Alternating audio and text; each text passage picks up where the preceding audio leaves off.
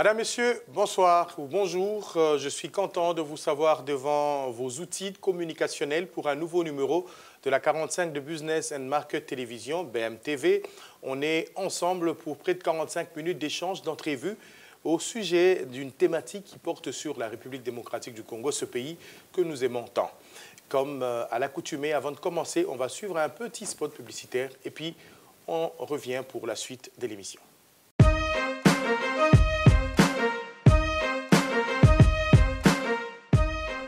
Comment vous si kebe au cabinet na lebi munoka mboka esengo lekingai na kuma no somantu na mboto mbiobe na bioki mayete.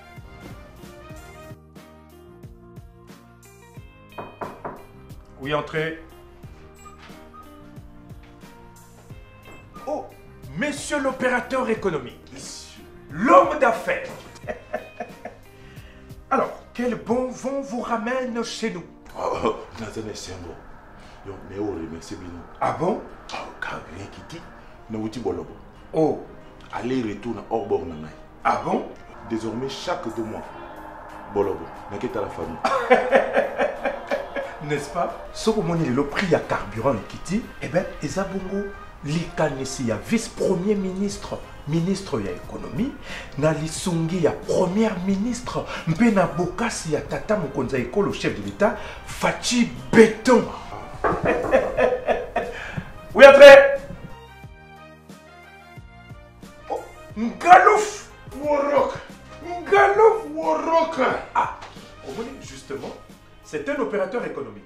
Aïe qu'on remercier Bisso pour n'avoir que prix à carburant et Kiti. Ouais, les aïe sur le prix à carburant et Kiti. Mais quoi bien? Quoi bien, papa, tiens, pour les Kiti. Galouf. Nous sommes pas compliqué. Au lieu d'adapter le prix pour la population là, peut bénéficier de la décision du gouvernement à solo lina ba importateur, mais non, bango bazo calé. Donc bango tu vas te barrage. Mais oui. Alors tu vois barrage wana couloir refungwana. Un peu placé là. Bon, c'est quoi? Ah, sikoyo. Ah, bakonzi balobi boy. Oyo akozwama. Mbala oyo. Ah. Et tumbu ya munene kokwela ye. Bakanga bango kaka. Ah mais oui. Bakanga. Mais oui, c'est trop. Yambaloyo. Merci beaucoup. Nous sommes pour ce nouveau numéro de la 45 de BM Télévision. Je le disais, on va parler de la République démocratique du Congo qui passe un moment, un tournant, je voulais dire, décisif pour son avenir. Il faudrait que nous puissions mettre en conjugaison plusieurs intelligences afin de voir comment sortir de cette situation. Et pour ce faire, on va auprès des personnes ressources qui peuvent nous donner des informations conséquentes pour essayer de nous aider à comprendre ou à analyser ces sérieux problèmes. Et pour ce faire, nous avons frappé à la porte d'un politicien. Il s'agit du secrétaire général de ce qu'on appelle le mouvement de lutte pour la démocratie et le vrai changement, MDVC. Parti de l'opposition, il s'agit de M. Augustin Bissimois. Je vous dis bonsoir. Bonsoir, cher Blaise. Merci pour l'invitation. Merci aussi d'avoir répondu à notre invitation, Monsieur le secrétaire général. Le MDVC est un parti très présent sur la scène politique de la République démocratique du Congo. Mais quelqu'un me dit, le MDVC, c'est un parti de cadre ou un parti de masse? Bien, le MDVC, c'est un parti des cadres. Un parti des cadres qui a réfléchi, qui a compris qu'en réalité, dans notre pays, il y a un problème d'hommes. Et cela étant, il importe d'abord de travailler sur l'élite, parce qu'en réalité, l'élite constitue cette lumière que dont nous avons besoin pour que notre pays marche. Et lorsque déjà l'élite a compris qu'elle a en réalité une charge noble et une mission à réaliser pour que le pays marche, c'est en ce moment-là qu'on pourra s'étendre sur les autres pour aussi les aider à comprendre et comment il faut avancer dans la chose pour que notre pays essaie un peu de reprendre, en tout cas, et de porter sa robe d'antan. Merci beaucoup pour cette précision, Monsieur le secrétaire général. Le parti a comme objectif, effectivement, essayer de réunir les intelligences pour relever les difficultés dans lesquelles baigne ce pays, la République démocratique du Congo. Mais alors, quelle a été le bilan, vous avez pris part aux élections. Le président du parti a même été candidat président de la République. Alors, quel a été le bilan après une participation aux dernières élections? Il n'y a pas que lui qui a été candidat. Certainement, vous avez aussi lancé de candidats dans d'autres circonscriptions électorales, députation nationale, députation provinciale, ainsi de suite. Quel est le bilan que vous pouvez dégager de tout ça? Bon, d'entrée des jeux, il faut dire qu'au-delà des conclusions que nous avons tirées tous par rapport à comment les élections avaient été tenues et organisées, et nous acceptons en réalité avoir perdu dans les formats tels que la CENI l'a voulu. Nous avons perdu à tous les niveaux parce que nous étions partis dans un regroupement qu'on appelle ACRN, qui était chapeauté par le docteur Denis Mukwege. Et vous vous rappelez qu'il y avait beaucoup de contentieux entre Mukwege et Tshisekedi, et c'est comme ça que vous avez constaté que ACRN a été frappé n'avoir pas atteint les seuils. Pourtant, calcul fait à l'interne, on s'est rendu compte en réalité que les seuils étaient atteints.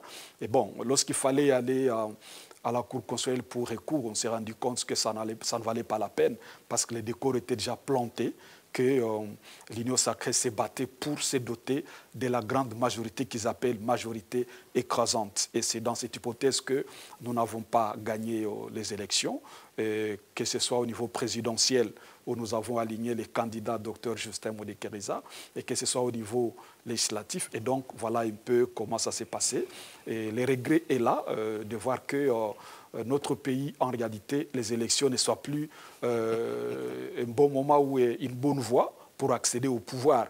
Et c'est un danger. C'est là que nous avons attiré l'attention, d'ailleurs, du président Tshisekedi, parce qu'en janvier 2024, nous avions tenu un point de presse à la salle CEPAS où le docteur Justin avait attiré l'attention du président Tshisekedi, lui disant, écoutez, nous n'allons pas brûler le pays.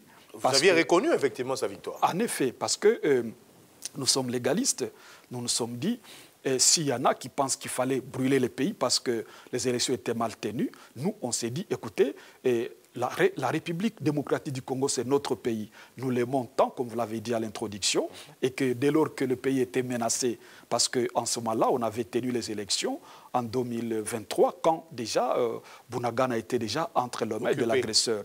On s'est dit, bon, si nous nous mettons à nous tirer dessus, l'ennemi risque d'en profiter pour nous faire mal davantage. C'est comme ça que nous avons conseillé.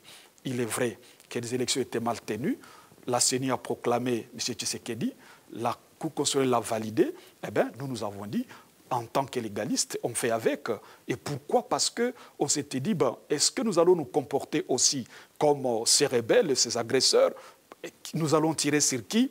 Pourquoi? Est-ce que c'était opportun? Eh bien, la notion de l'opportunité nous a conduit à dire, écoutez, fermons les yeux, préparons, regardons un peu en avant parce que le pays est agressé. On risque de donner beaucoup d'armes et de munitions à l'ennemi pour nous faire mal davantage. Et là, on a dit à Tshisekedi, faites attention, il ne faut pas vous enorgueillir, plutôt travailler sur la cohésion interne, parce que la cohésion interne va nous permettre, en réalité, de travailler sur cette agression et de considérer, n'est-ce pas, l'agresseur comme l'ennemi commun. Et malheureusement, même les mémorandums qu'on lui avait donnés, il a jeté dans la poubelle. Mais on a été un peu peut-être plus ou moins satisfait de voir qu'une année plus tard, il s'est rendu compte que ça valait la peine. Et bien malheureusement aussi, ils l'ont fait très mal.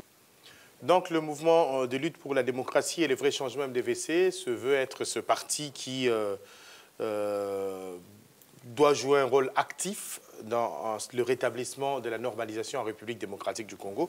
Vous avez dit que vous aviez déposé un mémo au président de la République qui, malheureusement, n'a pas su en tirer des éléments qui s'y trouvaient. Mais vous l'aviez dit tout à l'heure, lorsque nous sommes allés aux élections, Bunagana a été occupé. Bunagana a été occupé par l'Alliance Fleuve Congo M23, FC M23.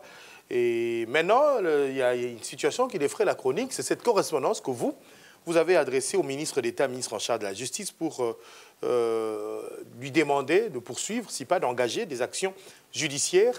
Et là où ça défraie la chronique, non seulement à l'endroit de ceux qui ont intégré les mouvements FCM23, qui ont collaboré avec l'FCM23, mais vous dites aussi qu'il fallait poursuivre ceux qui ont accueilli le M23 ici à Kinshasa, ou ont joué le rôle d'invitation et d'accueil. Alors, qu'est-ce qu'il en est par rapport à cette correspondance qui fait beaucoup de bruit? Bon, c'est vrai que ça fait beaucoup de bruit parce que d'ailleurs, j'ai profité de votre micro pour dire que j'en subis des menaces, des morts.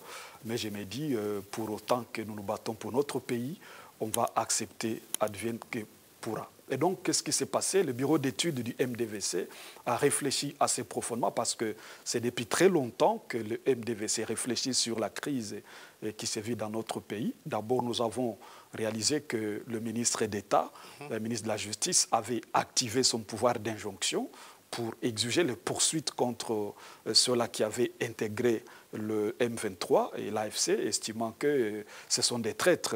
Et nous l'avons encouragé dans cette voie. Mais nous nous sommes dit qu'en fait, il y a quand même un fait qu'il ne faut pas qu'il oublie.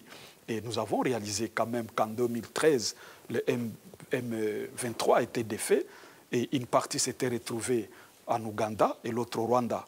Et qu'en 2019, Kinshasa s'évertue à inviter le M23 et les loger pendant 14 mois, alors qu'ils ne représentaient plus de menaces. Nous avons voulu savoir qu'est-ce qu'ils se sont dit, quel était l'objet de la mission. Alors nous avons voulu donner ces faits au ministre d'État, ministre de la Justice, pour qu'il puisse procéder à des poursuites, pour qu'il obtienne, n'est-ce pas, des poursuites à travers son pouvoir d'injonction, parce que l'on ne comprend pas comment, dans un État sérieux, un mouvement rebelle qui avait fait très mal au pays, qui a été défait, se retrouve en Ouganda, et sans menace aucune contre la République, et qu'en 2019, on l'invite à Kinshasa, et que le chef de l'État vous dise à la chaîne nationale que ce n'est pas lui qui les avait invités, que lui aussi avait appris, comme tout le monde, que la rébellion avait été invitée à Kinshasa, et il a même cité la personne qui avait invité ces éléments-là. Et il a dit qu'il s'agissait de son vice-premier ministre, ministre de l'Intérieur et de la Sécurité, et à l'époque, Gilbert Kankonde. Oui. Et donc, nous, comme parti qui doit réfléchir, on s'est dit, écoutez, mais aujourd'hui, nous connaissons les exactions que le M23 est en train de commettre dans la partie est du pays. Nous connaissons les moyens que la République est en train de perdre pour ça. Nous connaissons également qu'il y a quand même des personnes militaires qui avaient péri dans cette guerre en 2013. D'abord, nous disons hommage au colonel Mamadou Ndala. Mais du coup, on invite les gens à Kinshasa. Le chef de l'État n'est pas au courant. Comme le chef de l'État, en tant que première institution, n'était pas au courant, nous avons estimé qu'il s'agissait là de l'atteinte à la sûreté de l'État. Et que donc, ceux-là qui avaient fait des choses comme ça, il importe en réalité que la justice puisse savoir quel était l'objet de la mission. Ça, d'abord, c'est un. Pendant 14 mois, ils se disaient quoi pendant tout ce temps qu'ils étaient à Kinshasa? Et quand ils étaient partis, comment comprendre que ce n'est qu'après leur mission de Kinshasa que les hostilités avaient été relancées contre la RDC jusqu'à prendre la cité de Bunagana. Et donc nous nous sommes dit, écoutez, si nous avons besoin de solutions, il faut d'abord rentrer. C'est comme on l'a dit, lorsqu'on ne comprend pas l'esprit de la loi, on rentre dans ce qu'on appelle l'esprit du parlementaire. C'est-à-dire on va aller au niveau des travaux préparatoires pour comprendre qu'est-ce que le législateur voulait dire. Ça, c'est lorsqu'on veut interpréter la loi. Mais nous disons aussi, si on veut comprendre cette guerre, il faut d'abord comprendre aussi comment elle a commencé. C'est comme ça que nous nous posons des questions. Parce que même au niveau des FARDC, je pense qu'ils ont besoin des assurances de comprendre comment ils avaient défait un mouvement et comment on appelle le mouvement à Kinshasa et comment, du coup, après Kinshasa, ils relancent les hostilités. Et là, nous pensons que c'est des faits sérieux, comme on le dit en droit. Je vous donne les faits, vous nous donnez les droits. Nous avons donné les faits au ministre de la Justice et garde des Sceaux pour pouvoir activer son pouvoir d'injonction de façon à obtenir les poursuites judiciaires contre ceux qui s'étaient comportés comme ça. Et nous pensons que faire des choses comme ça, derrière les dos du président public, en réalité, il s'agit là de subversion, il s'agit là d'une certaine voie portant atteinte à la sûreté de l'État. C'est un peu ça le débat que le MDVC a lancé. Alors, mais le MDVC, là où il y a une opinion qui s'est levée contre votre proposition ou votre position, estimant que ce serait peut-être de la diversion, parce que cette opinion estime que vous pensez vraiment que des décisions comme celle-là, la libération, par exemple, de Tiger One, qui s'avère être l'un des dirigeants militaires du M23, Biamungu, qui était ici en Dodo, qui se retrouve maintenant sur le terrain, et en pleine direction ou supervision de ses troupes là-bas. Et il n'y a pas que lui, il y a d'autres. L'invitation et logement des autres, est-ce que vous pensez que ça peut se faire sans l'aval de l'autorité suprême de la République démocratique du Congo, surtout qu'il s'agit d'un mouvement réel, un mouvement comme celui-là, rebelle, qui a été défait en 2013, vous le dites. D'abord... Alors, pourquoi vous ne citez pas, selon cette opinion, directement l'autorité numéro 1 du pays? Non, d'abord, nous croyons au président public. Nous pensons vous faites foi en sa parole. Nous pensons qu'il n'est pas menteur. Parce qu'à la chaîne nationale, il a dit qu'il n'était pas au courant. Et que ce n'est pas lui qui les avait invités, mais plutôt son vice-premier ministre, ministre de l'Intérieur et Sécurité. Et donc, nous pensons qu'il faut, jusqu'à preuve du contraire, lui donner un minimum de confiance. Parce que nous ne sommes pas jusque-là rassurés que c'est un menteur. Et donc, étant donné qu'il n'est pas menteur, il revient maintenant à la justice, n'est-ce pas, de pouvoir comprendre qu'est-ce qui s'était passé exactement. Et donc, c'est en ce moment-là que la justice pourra chercher à comprendre ces gens sont passés par où pour arriver à Kinshasa. Les ministres de l'Intérieur et de Sécurité qui de surcroît, et gère, n'est-ce pas, un ministère régalien, qui prend de telles décisions sans que l'ANR ne soit pas au courant. Comment est-ce que les services de renseignement pouvaient se permettre d'avoir ces informations sans les donner au président public, qui est le premier citoyen? Et là, nous pensons sincèrement que les services d'intelligence ont du pain sur la planche et le chef de l'État ne saura pas travailler avec des services comme ça. C'est comme ça que nous disons, si nous voulons que le pays marche, le MDVC attire l'attention du président public pour comprendre en réalité que ces services, en tout cas, sont sous formol. Parce qu'en réalité, même si le ministre de l'Intérieur l'a fait sous son initiative et que cela est passé outre les décisions du Conseil des ministres, le président devrait déjà, n'est-ce pas, lui-même obtenir l'arrestation du vice-premier ministre, ministre de l'Intérieur et de la Sécurité à l'époque, parce qu'il a fait à son insu et contre lui. 2, le président devrait, tout à fait cessante, convoquer les services d'intelligence et les sanctionner. Maintenant, pourquoi il n'a pas fait? C'est comme ça que nous voulons que la justice, elle, parce qu'elle est la seule qui doit qualifier les faits. Nous donnons les faits. Et nous avons fait ce qu'on appelle la qualification provisoire. Nous avons estimé, dans cette qualification provisoire, qu'il y avait atteinte à la sûreté de l'État. Et donc, il revient maintenant à la justice de qualifier les faits et de donner une incrimination qu'il faut pour que les gens soient poursuivis. Parce que nous risquons de commencer à chercher des solutions ça et là, alors que les tireurs des ficelles sont à Kinshasa. Parce que nous suspectons que la décision de relancer les hostilités contre les pays ne soit venue de Kinshasa. Mais maintenant, par qui? Et donc, c'est là que nous voulons que, d'abord, la justice puisse nous aider à comprendre. Parce qu'au même moment, on a encouragé le ministre de Moutamba pour avoir activé son pouvoir de façon à ce que ceux qui ont adhéré soient jugés. Et même, nous avons appris que leurs biens avaient été, n'est-ce pas, saisis. Et donc, quid maintenant de ceux qui avaient invité cette rébellion qui n'existait plus à Kinshasa aux frais de l'État pendant 14 mois? Qu'est-ce qu'ils se disaient? Quel était l'objet de la mission? Voilà les débats que nous avons lancés et nous sommes prêts à perdre la vie s'il faut que ceux qui disent la vérité perdent leur vie pour ça. Eh bien, bon, si c'est ça le pays que nous voulons... Parce qu'avec les menaces que vous commencez à voir, là, voilà, c'est compliqué. On va assumer, on n'a pas de choix.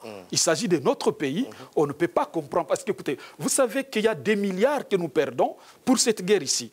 Et c'est le débat que nous avons encore lancé. Nous avons demandé au Parlement de pouvoir mener des contrôles sérieux pour savoir comment est-ce que ces millions de dollars qui sortent pour la guerre sont gérés. Parce que l'on n'arrive pas à comprendre. D'un côté, on nous parle d'une armée qui monte en puissance. De l'autre côté, on a des pertes progressives des territoires. Eh bien, nous voulons que nous puissions quand même comprendre tout ça. Et c'est comme ça que nous avons soutenu qu'il importe que les Congolais se parlent. Parce qu'il y a beaucoup à se dire. Voilà un peu par rapport à ça. Merci beaucoup, M. le secrétaire général. Mais alors, vous avez déjà abordé ce que je voulais dire, vous ouvrez déjà la brèche. Alors, quel est votre plan de sortie, selon vous, le plan de sortie de crise? Parce que vous réfléchissez, vous avez des moments au niveau du parti où vous vous réunissez pour voir comment est-ce que le pays peut sortir, même si on n'arrive pas à répondre à vos attentes quand vous déposez le mémorandum, peut-être que l'opinion aussi peut s'intéresser à ce que vous avez comme pensée. En ce moment où l'on parle beaucoup plus, surtout, d'un dialogue direct entre le M23, la FCM23 et le gouvernement congolais.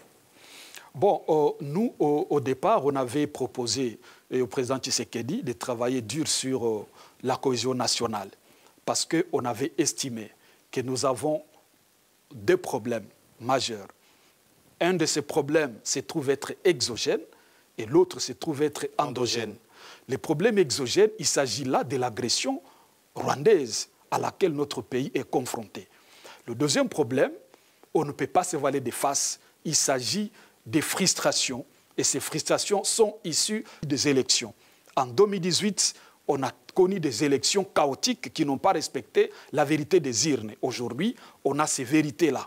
Toutes ces vérités sont sorties par les acteurs majeurs des élections. Eh bien, par rapport à ça, le MDVC a dit un élément est sorti.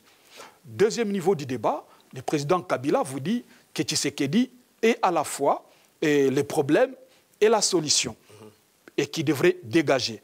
Et nous nous disons, mais écoutez, et dès lors déjà que les gens ont estimé que Tshisekedi devrait dégager, nous estimons que ce n'est pas une bonne solution parce que ça va mettre le pays en difficulté. À quel niveau? S'il démissionnait aujourd'hui, eh bien, c'est le président du Sénat qui va prendre la commande. Selon la Constitution. Et il a l'obligation constitutionnelle de tenir les élections. Dans les 90 jours. En 3 mois.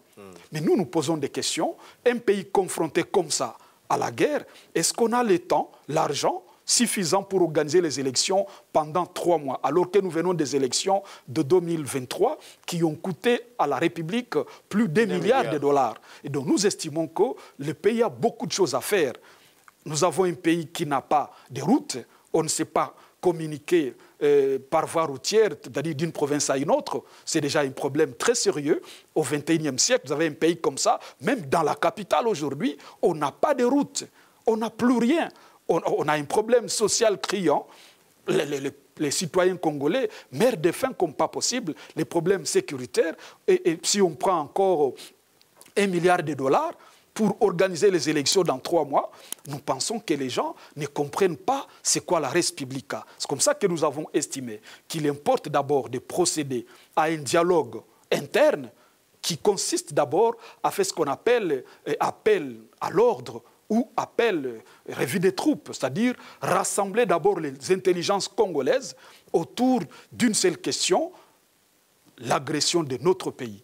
Parce que si nous avons le même langage, je pense que face à l'agresseur, il y a lieu d'avoir des munitions sérieuses qui vont apporter des solutions adéquates. Comment? Les gens ne font pas attention que chaque leader congolais a un salon international dans lequel ça va être audible. Et que dès lors déjà que nous avons des différences d'opinion, et le président Tshisekedi va aller partout. Il va aller partout où il ira, crier, personne ne va l'écouter. On peut bon l'accueillir, on peut bon sourire, on peut bon mettre le tapis rouge, mais à la sortie, on va lui dire, mais regardez-moi celui-ci. Pourquoi? Parce qu'il a pointé le nez dans un salon politique international dans lequel un leader politique donné a la parole. Et donc, dès lors déjà que nous ne savons pas rassembler tous ces gens-là, eh bien, il y a un problème. Sur le plan diplomatique, ça ne marchera pas. Sur le plan militaire, ça ne marchera pas non plus. Pourquoi? Parce que nous n'avons pas encore ce qu'on appelle armée républicaine. Nous avons encore une armée que moi je qualifie de régionalisée, axée sur les espaces linguistiques. Et dès lors déjà que nous sommes dans ça, c'est un danger majeur. Si on n'a pas une cohésion, ça risque d'avoir des répercussions sur l'armée. En ce moment-là, il y aura des sabotages, tout ça. Eh bien, on va bon parler de l'infiltration, mais il n'en sera pas question. J'ai vu la fois passée des gens qui voulaient dire, écoutez, il ne faut pas aligner les militaires de l'Est parce qu'ils sont cela. Mais nous avons vu, la fois passée, on a jugé 5 généraux, mais parmi lesquels il n'y avait aucun de l'Est. Écoutez, qu'est-ce que les gens racontent? Ce qui veut dire qu'il est d'abord très important. Dont l'un à qui l'on peut peut-être rendre hommage, dont l'un est mort, il est décédé après une maladie. Voilà, originaire de l'Équateur, qui venait de mourir en prison. Et donc nous estimons qu'il y a lieu de rassembler les Congolais qui parlent le même langage. Les gens ne font pas attention. Lorsqu'il y a élection en Tanzanie, Et le jour de la prestation de serment, vous voyez toujours les anciens chefs d'État aux côtés de celui entrant. Ça rassure non seulement le peuple, mais aussi l'armée, et également les partenaires bi- et multilatéraux. Et tout ça, ça ne rassure pas et ça frustre. Ça fait que, bon, déjà, on s'est dit, en allant aux élections, on a déjà, les gens se disent, bon, nous avons des assurances qu'au niveau de la CENI, nous avons les nôtres, qu'au niveau de la Cour constitutionnelle, nous avons les nôtres, et que nous allons avoir une majorité écrasante. Et que même, on va publier les élections dans une langue, c'est pas moi, nationale donnée. Donc, vous voyez que ça fait à ce que les autres se disent, bon, si déjà les élections ne sont plus une bonne voie pour accéder au pouvoir, si déjà nous ne pouvons plus écrire, donner des propositions et que l'on puisse les suivre, si notre voix ne compte plus parce que nous sommes à l'opposition, eh bien, on va voir. C'est au fait, on est dans ça. On est dans ça. Tshisekedi ne peut plus réussir à rassembler tout le monde et dire « nous avons un problème commun ». Pourquoi? Parce que lorsqu'il dit un discours, il a un discours qu'il lance pour parler unité nationale. C'est bien bon, nous applaudissons. Nous qui sommes unitaristes, nous applaudissons lorsqu'il lance un message d'unité nationale. Mais décidément, une semaine après qu'il lance un tel message, il lance un autre message de division. Et nous disons qu'avec ça, ça ne va pas nous permettre d'évoluer. C'est comme ça que nous crions sur les toits pour qu'il y ait un dialogue sincère à l'interne d'abord. Ça, c'est pour juguler les questions internes que nous avons appelées problèmes endogènes. Lorsqu'on aura terminé ces problèmes endogènes, on va bien activer notre armée parce qu'on en a. Nous ne sommes pas de ceux-là qui estiment qu'on n'a pas d'armée. Nous avons une armée qui a d'ailleurs été qualifiée la 8e. Parmi les meilleurs en Afrique, oui. Parmi les meilleurs en Afrique, mais les gens nous cassent les nerfs en nous disant on n'a pas d'armée, Kabila l'avait détruite, écoutez, il l'avait infiltrée, mais toutes les armées du monde sont infiltrées. Mais quand bien même qu'elles seraient infiltrées, c'est depuis combien d'années? Ce n'est pas aujourd'hui qu'on a constaté. Nous ne sommes pas ces médecins-là qui font les diagnostics, mais qui sont incapables de donner la thérapie.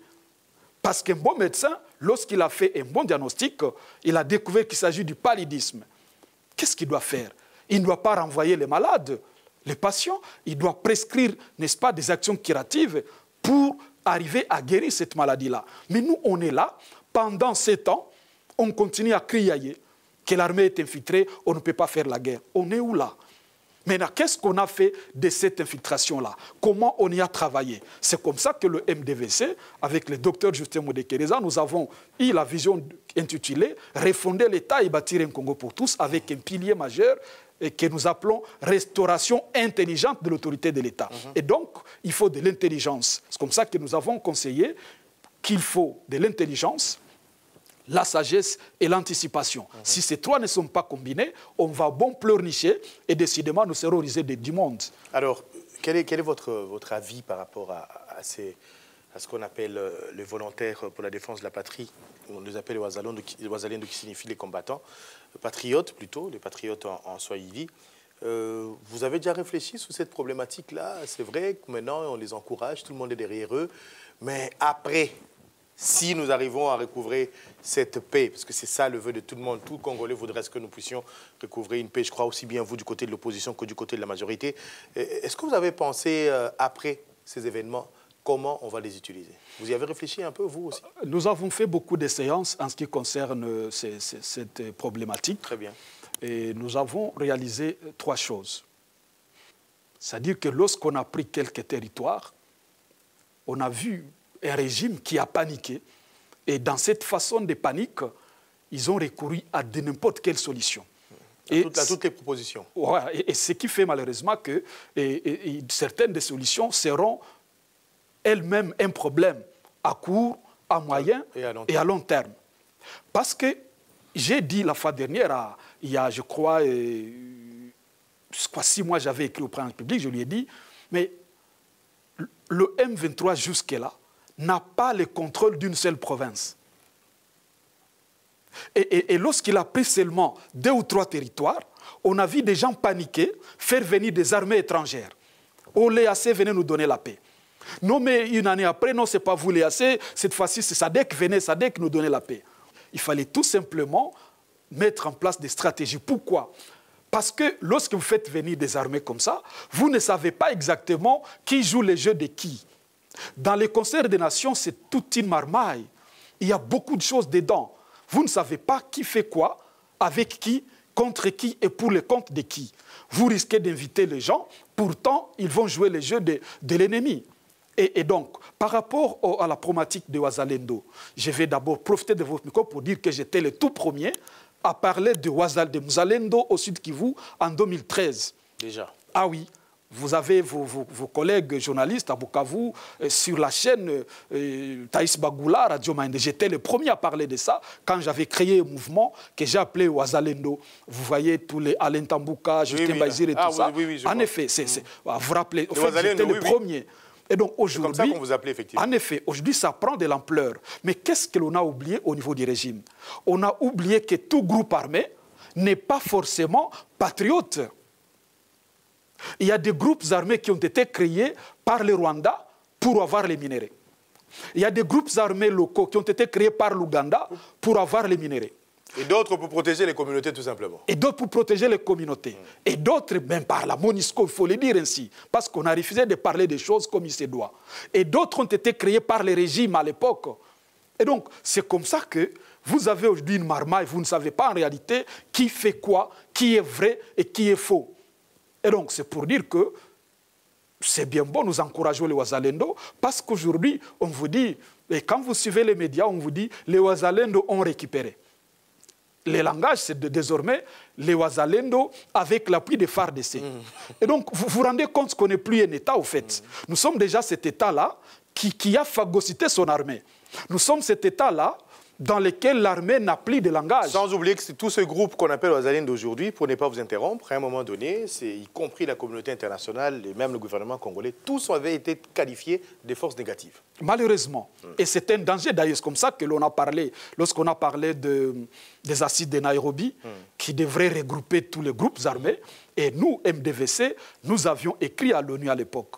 Et nous avons dit à l'ONU, vous ne pouvez pas nous demander, nous, de discuter avec les groupes armés, y compris les M23, et refuser au Rwanda de ne pas discuter avec les FDLR. Parce que le débat, c'est que le Rwanda a toujours vendu les vents à l'extérieur du pays, disant qu'il y a des FDLR qui sont en RDC et qui menacent le Rwanda. Alors qu'il n'y a aucun territoire, même pas un village, qui est déjà attaqué depuis que les FDLR sont au pays en 1994.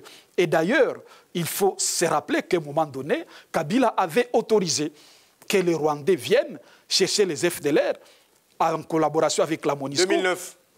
Même les deux armées, c'est l'opération Mojawe, toujours. Voyez-vous. Et donc cette opération-là a neutralisé les FDLR. Maintenant, de quel FDLR le Rwanda nous parle?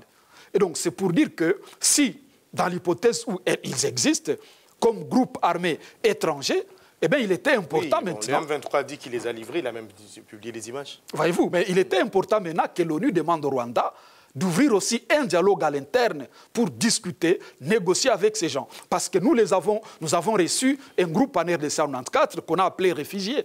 Jamais on a parlé des FDLR. Nous avons été contraints d'ouvrir nos frontières pour recevoir les réfugiés. Et cela avec armes et munitions. Malheureusement. Ça ne s'est jamais fait nulle part. Quel était l'objet, quelle était au fait l'intention de l'ONU vis-à-vis de ces mécanismes-là? Et donc nous pensons que l'ONU est la seule qui a créé ce problème et elle est la seule qui doit la terminer. Mais comment la terminer? Il doit se regarder dans les miroirs. J'ai créé des problèmes à la RDC en la contraignant d'accueillir les réfugiés rwandais avec armes et munitions. Et donc, qu'est-ce qu'il faut faire aujourd'hui? Demander au Rwanda d'ouvrir un dialogue inter-rwandais pour que cette question se termine. Parce que ça devient un alibi plusieurs fois utilisé par le Rwanda pour nuire à notre pays. Et nous avons conseillé également qu'on oblige un dialogue interne, que les Congolais se parlent aussi, et cela pouvait permettre la paix autant dans la sous-région et que dans la région. Merci beaucoup. Pour ne pas vous prendre tout votre temps, nous sommes en train d'aller lentement mais sûrement vers la fin de cette entrevue. Vous aviez parlé du chef de l'État tout à l'heure, qui était dans une posture plutôt condescendante, à en croire vos paroles, mais il a quand même appelé à cette unité-là, il a ouvert une très bonne brèche, selon lui et selon sa famille politique.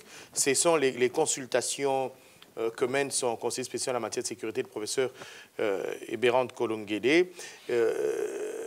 je ne sais pas si vous y avez été convié, mais je suivais de près, je ne vous ai pas vu dans une des audiences. Peut-être vous l'avez été fait sans presse, je ne sais pas, vous avez été appelé sans presse. Et une autre sous-question, qu'est-ce que vous attendez du gouvernement qui naîtrait de ces consultations-là? Bon, de prime abord, il faut dire que nous sommes géniteurs de cette question de la cohésion nationale. En 2024, en janvier, nous étions les tout premiers à en parler. C'est le docteur Justin Modekereza. Martin Fayoulou a suivi après. Mais maintenant, le problème, c'est que Tshisekedi a semblé accéder à cette demande une année après. Mais le mécanisme qu'il a utilisé, nous, on a été un peu perplexes et dubitatifs quant au mécanisme utilisé. Qu'est-ce que nous avons constaté? Répondant d'abord à la question, est-ce que nous avons été invités? Nous nous posons des questions, pourquoi on nous inviterait? Parce qu'il s'agissait là de consultations de l'Union sacrée élargies aux quelques personnalités proches de l'Union sacrée. Cela étant, il y a eu l'opposition, Adolphe Muzitu qui est officiellement l'opposition. Cela étant, les quelques poids lourds de l'opposition, je n'en ai pas vu beaucoup, en tout cas, je n'en ai presque pas vu là-bas, mais il y a Muzitu et d'autres qui sont venus. C'est ouvert à tout le monde. J'ai parlé français, j'ai dit élargi à quelques personnalités proches de l'Union sacrée. Mais pourtant de l'opposition. Et nous, le fait déjà que nous ne soyons ni de l'Union sacrée, ni proches de l'Union sacrée, nous sommes sortis des critères. C'est comme ça, on ne pouvait pas nous donner l'invitation. Et donc, nous estimons que la manière dont ça a été fait, soit le chef de l'État lui-même n'y croyait pas, c'est comme ça qu'il a laissé son conseiller s'en occuper. On se rappelle que les consultations d'avant l'Union sacrée, le chef de l'État lui-même les avait coordonnées parce qu'il y croyait. Pour casser le mariage avec le FCC. Oui, parce qu'il y croyait. Mais aujourd'hui, comme il n'y croyait pas, il a donné la mission à son conseiller qui, malheureusement, l'a très mal fait. En fait, si le président Tshisekedi y croyait, je suis sincère et sincèrement convaincu qu'il doit être déçu des résultats. Parce que après consultation, le professeur doit lui donner les résultats. Et les résultats, je pense que ça a accouché d'une souris, en tout cas qui pue. Excusez-moi le terme, chers téléspectateurs. Parce que lorsqu'on a besoin de la cohésion nationale, je ne sais pas si c'est comme ça qu'il fallait le faire. Et je suis convaincu que le gouvernement ici n'aura pas lieu. Parce qu'on ne peut pas avoir des consultations d'un côté et de l'autre côté, on accepte de pourparler direct avec l'M23 à Doha. Parce que si déjà à Doha, au niveau du Qatar, s'il y a un accord qui est né, mais cet accord ne peut ne pas aboutir à la tenue d'une transition. Mais maintenant, comment vous pouvez commencer à parler consultation pour un gouvernement de cohésion nationale alors que vous êtes déjà en pourparlers direct avec le M23? Entre-temps, c'est connu que ça ne peut se terminer que par un accord. Et cet accord ne peut ne pas aboutir à un gouvernement de transition. Et donc c'est pour dire que pour nous, les avisés de la politique congolaise, nous estimons que soit Tshisekedi vend les vents, ou soit il voulait seulement élargir, n'est-ce pas, son cercle de l'Union sacrée, et nous pensons qu'il a ouvert la porte en ayant certains opposants proches de l'Union sacrée. Ce ne serait pas la solution, selon vous? Je ne pense pas, il sera déçu, je l'ai dit ici. Ce n'est pas une solution parce qu'il l'avait fait la fois passée lorsqu'il avait mis le gouvernement en place en intégrant Constant Mutamba.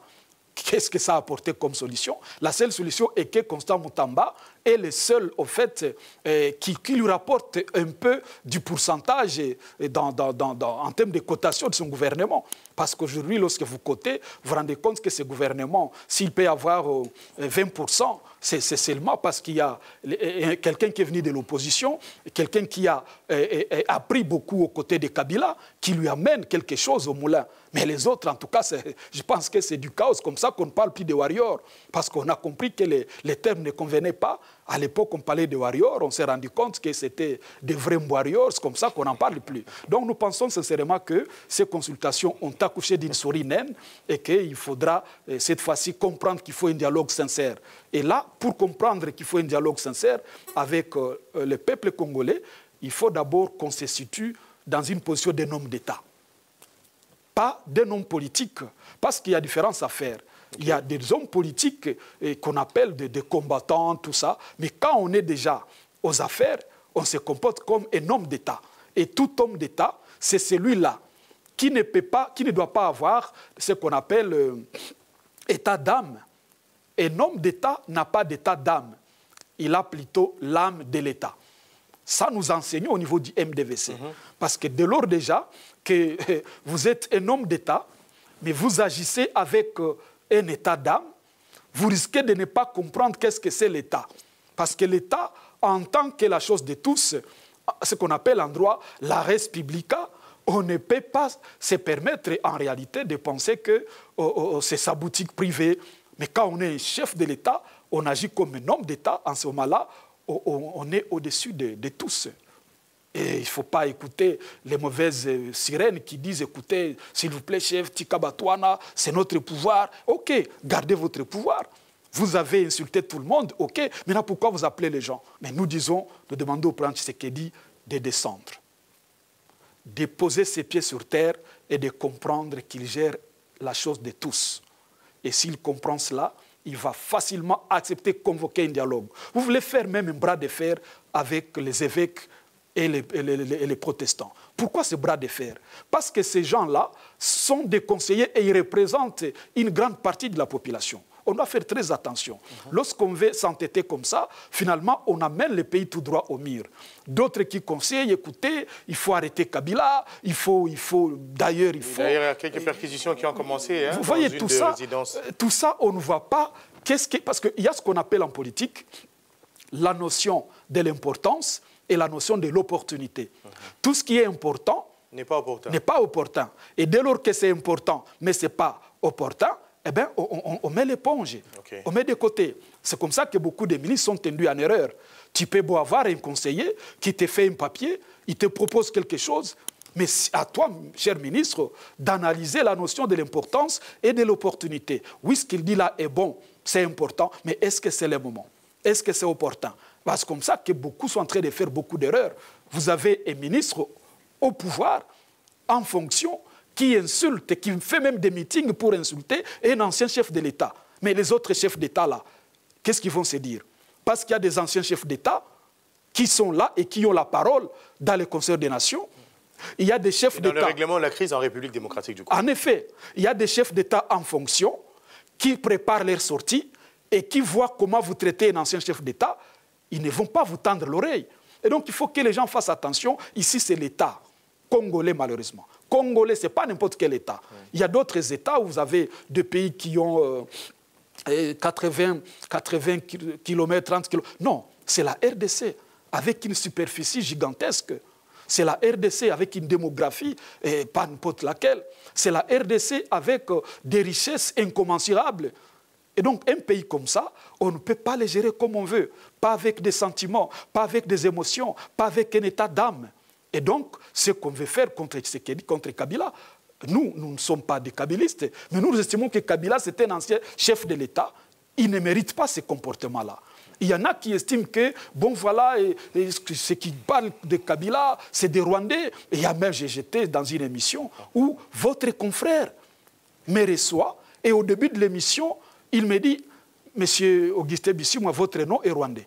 C'est pas possible. Je vous dis, au début de l'émission. Alors, celui-là ne connaît rien de la sociologie en République démocratique. Vous vous rendez compte? C'est un confrère. Bon. Vous vous rendez compte? Notre éthique et déontologie nous interdit de le dire. Ah oui, j'ai constaté sincèrement que la RDC a des problèmes très sérieux parce qu'il y a même ceux qui ont la parole, pourtant ils ne maîtrisent pas le pays. C'est ce qu'il a dit. Kibissimwa était non rwandais.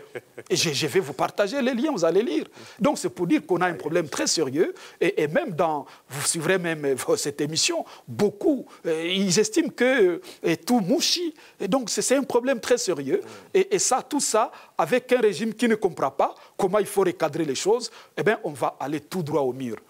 Et d'ailleurs, le mur, c'est mieux parce qu'on peut se cogner sur le mur et on peut aller se faire soigner. Et heureusement que ça ne va pas arriver, nous l'espérons. Hein. Mais si c'est dans les ravets, c'est dangereux. Et nous savons que votre mouvement, il est pacificateur, il est pour la promotion des valeurs qui vont permettre à la République démocratique du Congo de rester debout. Si on nous tend l'oreille. Il faudrait qu'on écoute tous les Congolais pour que nous sortions de cette situation, sinon ce sera compliqué. En tout cas, merci beaucoup, monsieur le secrétaire général du mouvement de lutte pour la démocratie et le vrai changement MDVC, parti cher au président national Justin Moudekereza. Nous avons reçu monsieur Bissimwa Augustin, à qui nous disons merci. Et merci à vous. Continuez à vous abonner autant que vous le pouvez pour votre chaîne Business and Market Télévision, BMTV, pour la 45 de BMTV. On se retrouve très prochainement. Au revoir et merci.